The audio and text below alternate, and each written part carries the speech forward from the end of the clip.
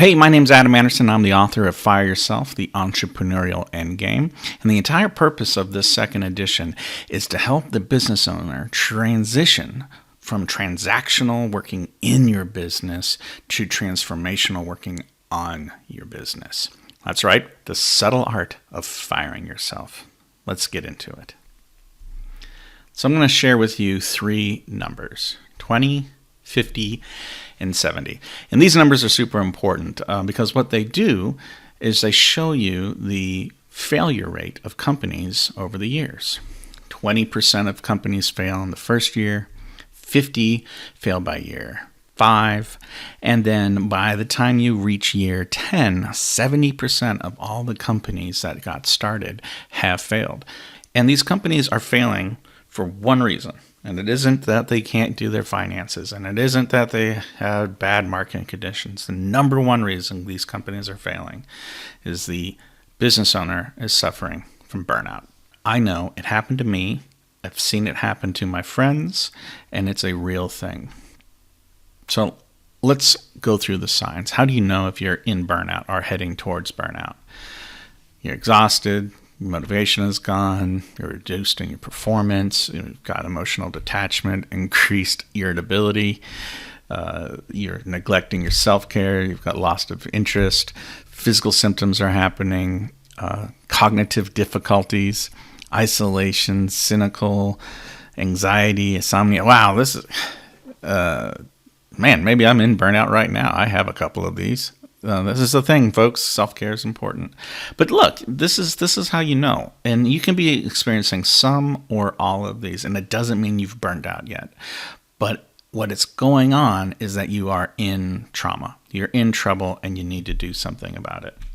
And when that thing is happening, there's 4 levers that you should be looking at. There's 4 things: time, money, relationships, and purpose.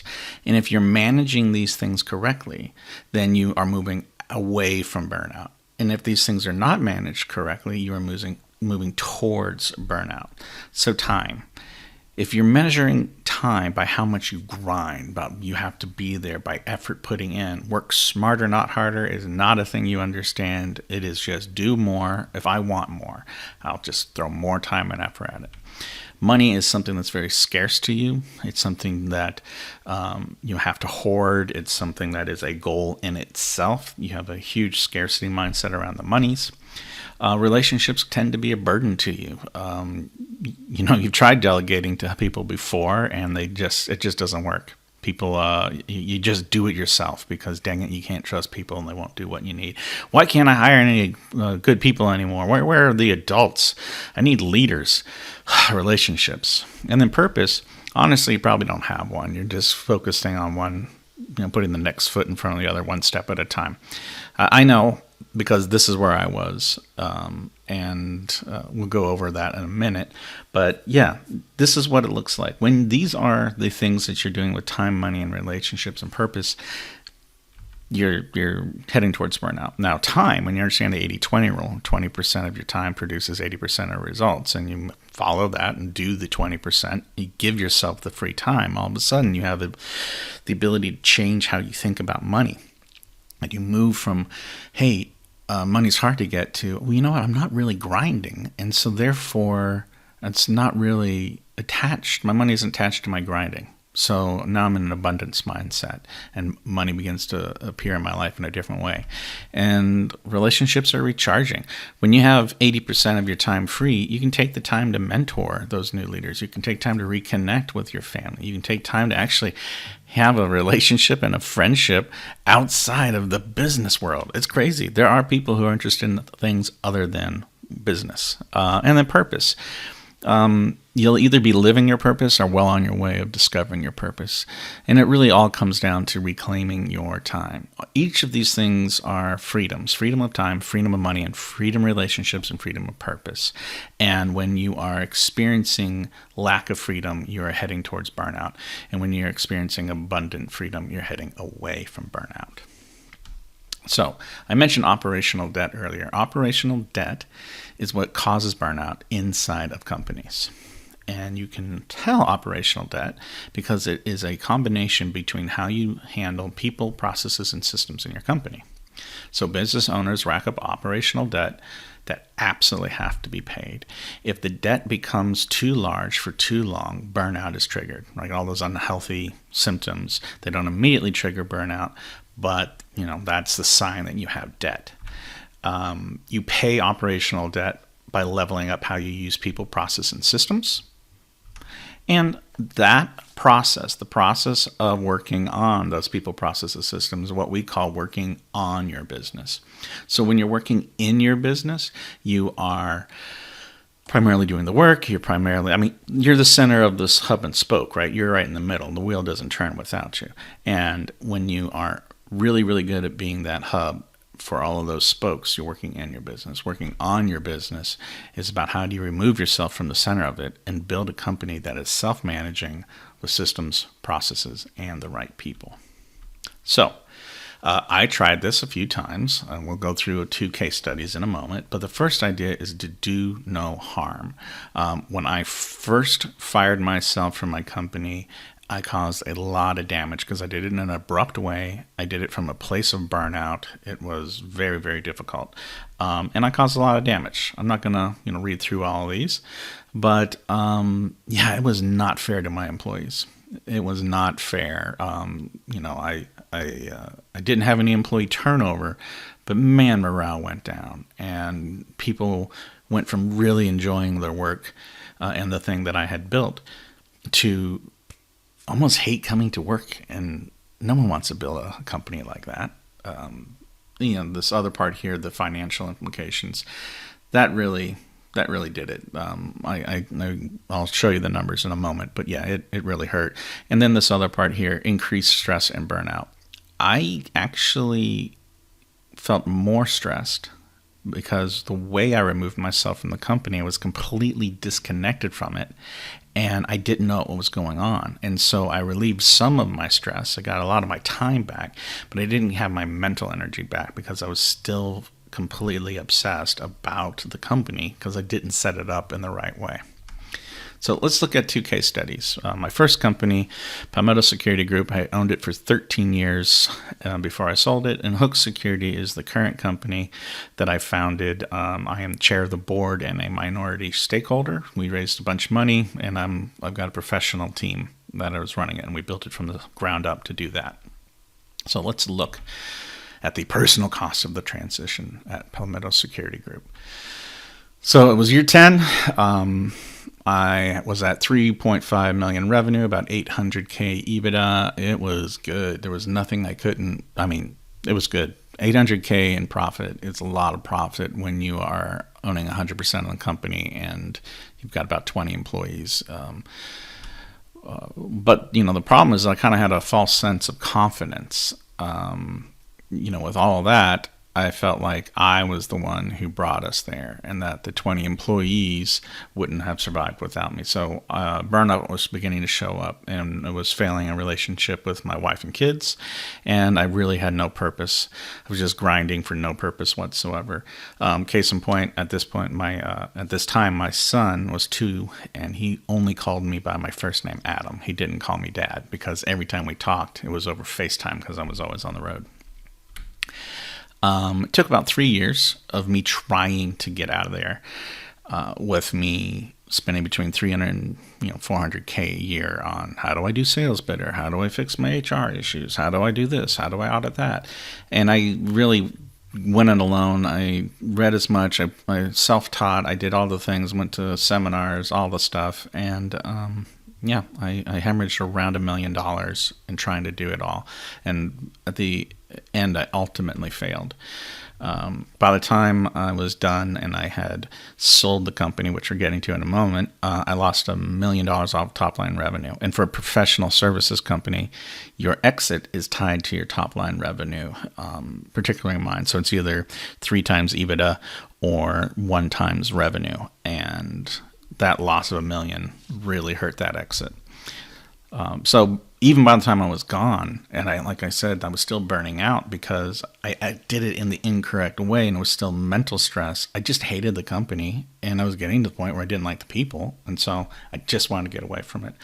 And that triggered me to sell the company from a place of burnout, and I probably shouldn't have. And even after I sold it, I entered a deep depression and an identity crisis because, something that I had loved so much that I built, I just didn't recognize it or myself by the end of the journey. But it had to happen because at this point I was too far gone, and I didn't really have any help. And that's really why, by the way, I'm writing these books and I'm creating this content, is that at this moment when I sold my company, went into my identity crisis and my deep depression, there were no resources that truly spoke exactly into that experience and what I needed to do beforehand. And so that's the purpose of what I'm doing right now. So let's look at the second company, Hook Security. From the very beginning, I built this to be self-managed. I really have figured out people, processes, and systems by the time I reached this point. And, I founded this company based off of the kind of freedom I wanted to have personally. So how was I going to spend my time? How was I going to spend my money? What relationships were I going to build? And does this plug into a larger purpose? And that was in my head right from the start.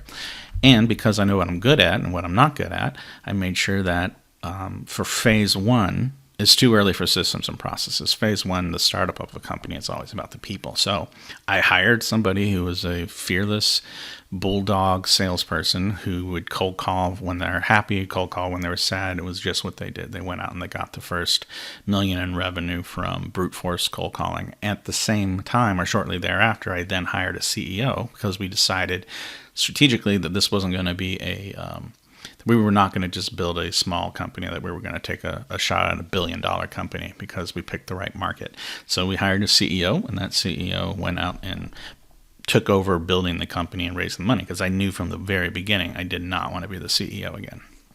And they have been doing great. More than great, actually. Out of 108 competitors, we are the only billion valuation company in the top 5. It's crazy. These folks are really doing great.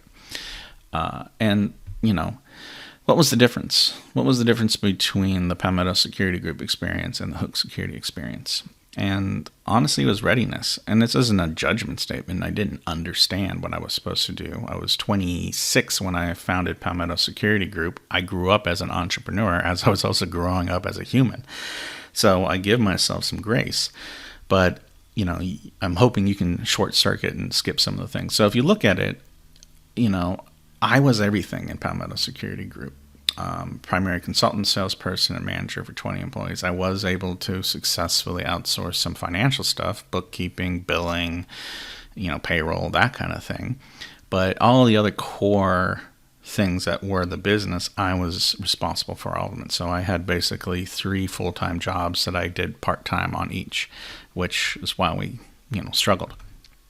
What I call that is you reach the maximum capacity of talent for the individual. And some people are really good and that they can get all the way up to 10 million. And some people are like me and they're adequate and they can get, the point is you're going to, no matter how good you are, reach a ceiling where your multiple jobs are going to hit a cap. And you cannot scale indefinitely by yourself, being in the center. Even though I had 20 employees, those 20 employees were there to be additive to what I was building, not to own it. So I had no plan. I had no idea what I was doing. I did the work that drained me, and I felt like I was a martyr. So these people should be thankful that I'm doing this. How dare my wife want me to pay attention to her and the children? How dare these employees want pay raise? Don't they know what I'm sacrificing? And this resulted me in selling the business before I should have. Turns out, professional services companies that run by themselves are fantastic cash cows. Man, I miss cash cows. Those are great. So looking at Hook, at this point, it's been about 3 years since I sold Palmetto Security Group. I have done a lot of healing, a lot of learning, and I realized what I was good at and what I actually wanted to do. Remember the 4 things: time, money, relationships, and purpose. I had that locked in. had the ability to share that vision, and I had a plan that allowed me to realize those 4 freedoms. When I went to that first phase, which is getting the people, processes, and systems, I was able to communicate my vision and plan and talk to the right people who are amazing at the things that I wasn't good at.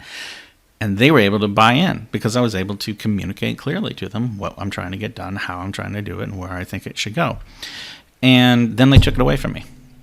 So what I mean by that is that the business that's growing 3x year over year right now, ran by professional managers, is not the business I would have built.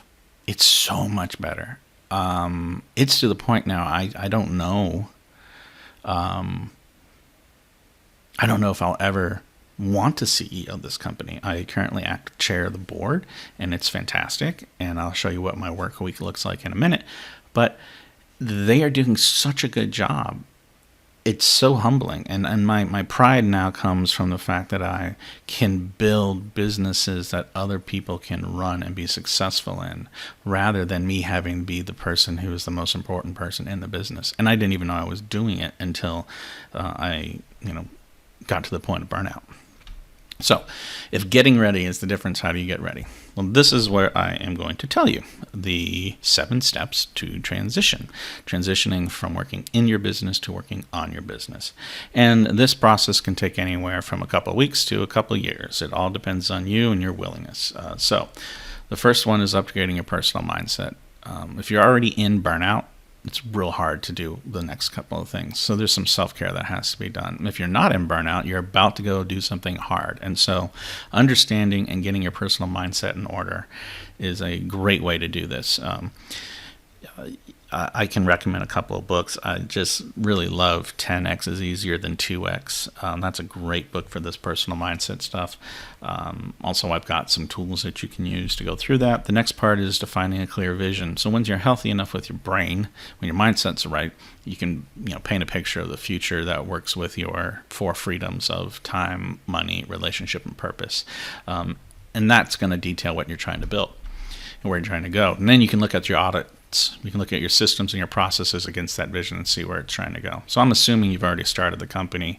And before we can talk about people, we have to talk about what the company needs to do to make your vision happen. So let's say you're 5 years into this, you are doing a little over 2 or 3 million revenue a year, and you want to pull yourself out so you don't burn out. You're where I was back in the day.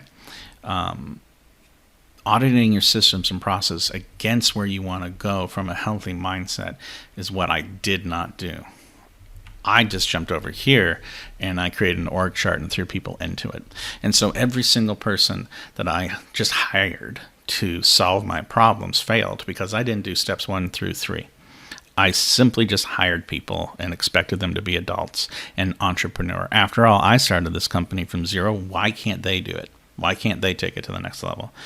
So it's that lack of clarity on steps 1 through 3 that caused every single dollar I spent to be a wasted dollar for those 3 years when I was doing between $300,000 and $400,000 of hiring and trying new ideas and things like that.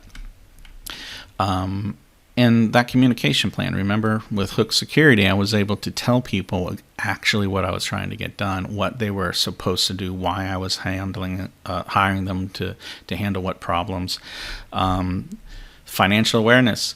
Hey, you know what causes burnout? Being stressed about money, having to fire people, having to reallocate resources. So really understanding your financial awareness. Your financial awareness is going to dictate how fast you're going to move through these steps to transitioning from working in your business to on your business. Because a lot of what we're doing is going to be hiring people to help solve problems for you. And if you don't have the financial awareness of where you are profitability-wise, you'll just be wasting time. You might need to grind a little bit farther or make some changes, looking at that 80-20 to really make sure that you get the profitability enough that you're able to do the hires that you need to do to fit into the system. Finally, you need to build your support networks. And if you're wanting to learn how to do all these things, this is why I wrote the book. You can also get an online class from my website. There's the workshop and also consulting. So there's a lot of different ways to go through these. And None of them are wrong. You just have a different experience with each, right? So going alone, that's what I did. That's the most expensive way. It takes the most time, causes the most damage. You can do it, but this is why only 30% of the companies survive, right? Because this is very, very hard to do when you do it alone. Working with a consultant, this is giving you the highest chance of success. You got to be super careful with the consultant that you're hiring. I wasted a lot of money on consultants, but hire somebody who understands what this transition looks like, and this will give you your highest chance of success. And then if you want to accelerate all the timelines, then you go to workshops, you go to conventions. I created a workshop specifically for getting these 7 steps ready so that you can go work with a consultant, or you can go it alone if you want, with a higher chance of success and a higher speed. So what does that look like? How does working on your company change your life? Well, this is a business continuity plan worksheet that I will run you guys through if you decide to reach out for help. And this is a self-assessment. So this is where my customer, my buddy, was when we first started. So he was really good at delivering his product, and he was really good at money, not so good at sales and marketing. It became very apparent what we should be working on. And over 2 years, this is what happened. He has people running these different core systems. He's currently on vacation in Australia for 6 months with his family, and he has a self-managing business. The cool thing is that his ops person that he brought in is now doing the business building with a leadership team based off of his vision and guidance. So he's still acting as a CEO, but his 80-20 rule, his freedom of time, is firmly in his grasp, and he's living the kind of life that he wants, which is travel and family. And so he built a company specifically for that. He doesn't care about hitting $100 million in revenue. What he cares about is freedom of time, money, relationships, and purpose. So here's the summary. If you are working in your business, this is pretty much what's going on. Your company can't exist without you. You're working 80 hours a week. For me, I was traveling 75% of the year. You develop unhealthy coping mechanisms to handle the burnout. You lose relationships, and you end up making poor business decisions. I probably shouldn't have sold. I probably should have fixed it. But at the end of the day, I wouldn't be where I am if I didn't do these things. And so actually, I'm kind of glad that I went through and suffered like that and came out the other side. Because now I show up for board meetings and special projects I enjoy at Hook. I work 4 to 8 hours a week because I want to, and it's fun. Right? Check this out. That's a 10x reduction in time from 80 to 8 hours. That's fantastic. I really knocked that 80-20 rule out of the park, didn't I? So now I get to travel when I want to, but what I really want to do is hang out with my family and be a good dad to my kids. And that's where my current calling is make a difference in the world while also being present. That's important to me. I have much better and healthier ways to cope. I will still have a cigar and a drink every now and then, but it's not my go-to. I have better, healthier ways to cope with burnout. And my family's the best it's ever been. So where are we at? Well, with a self-managing company that I, intentionally sold shares in and played the VC game and had a CEO do it, I am a minority owner after 5.5 years at 20%. But the company is growing 3x year over year without me really being active in it, and we'll be on track to $100 million in 2025. And the sky's the limit. No, by the way, I get to take loans out and stuff. I get to put my capital to work for other projects without actually having to sell this. There's a lot of cool things about owning stock in a quickly growing company. So I've upgraded not only my 4 freedoms, but I've also upgraded how I business, and it's been fantastic when you run your business and your life in a way that isn't leading towards burnout. The amount of personal and financial and professional growth you're going to experience is hard to communicate. So that was it. That's an introduction to transitional to transformational, the subtle art of firing yourself.